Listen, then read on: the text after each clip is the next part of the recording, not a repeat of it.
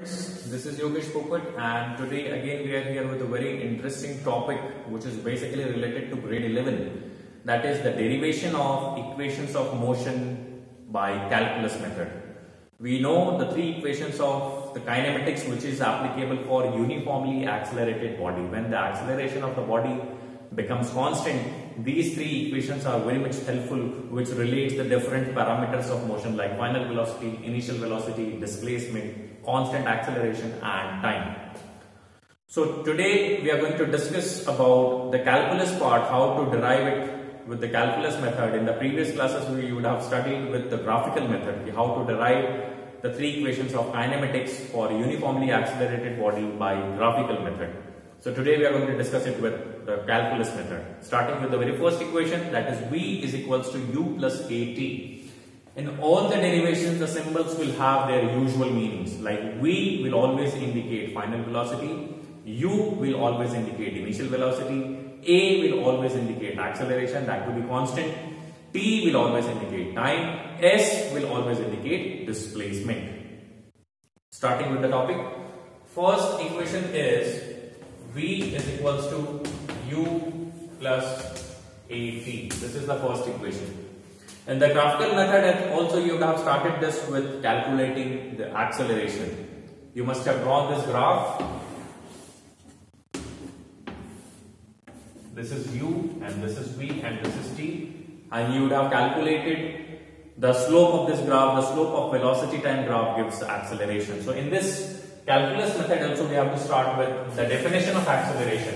The definition of acceleration is the rate of change of velocity. In terms of differentiation, it may be written as A is equals to dV by dt.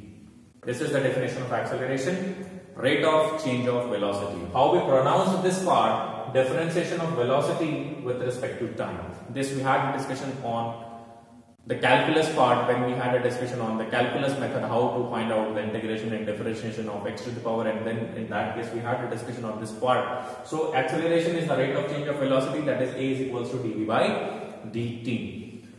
From here you can write dV is equals to A dt. dV is equals to A dt. Now after this part we have to integrate it. After this part what we have to do? We have to integrate it. So this expression is to be integrated. How we are going to integrate it? Integration dV is integration A dt. Now here if you see the time is changing, this dt indicates the change in the parameter. If it is written dt, that means the change in time. If it is written dV, that is change in velocity. Here there is no parameter of t, there is no function of t, so this A will be treated as a constant, which is constant in the beginning also itself. I told you that acceleration will be constant throughout the derivational part, so it can be written as integration dV is equals to A integration of dt. This is the symbol for integration. Now we have to put the limit. So I have taken already, the velocity will change from U to V. U is the initial velocity and V will be the final velocity.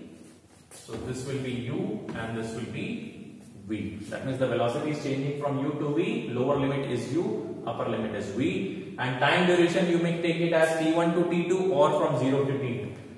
In the beginning, if the time duration you have considered to be 0, so the time it will take from 0 to T. You can understand with this diagram also.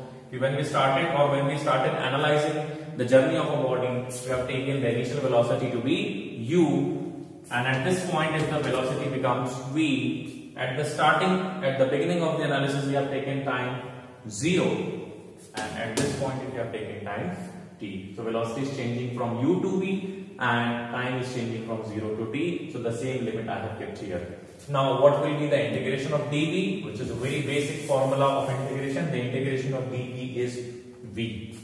So how I will write V in bracket, upper limit upside, lower limit downside. So U to V, upper limit and lower limit and upper limit. In this integration of dt will be t. So lower limit is 0 and upper limit is t. Now how to solve it? We have to keep first upper limits in this case, so upper limit is v, so I will write v. Now we have to put it lower limit, that is u. So upper limit minus lower limit, that is v minus u, is equals to a. Here upper limit is t and lower limit is 0. So upper limit I will put t here, t minus lower limit, that is 0, t minus 0. So you got v is equals to u plus at. This is the first equation of kinematics. V is equals to u plus at, and that's what we have to derive here. Okay, now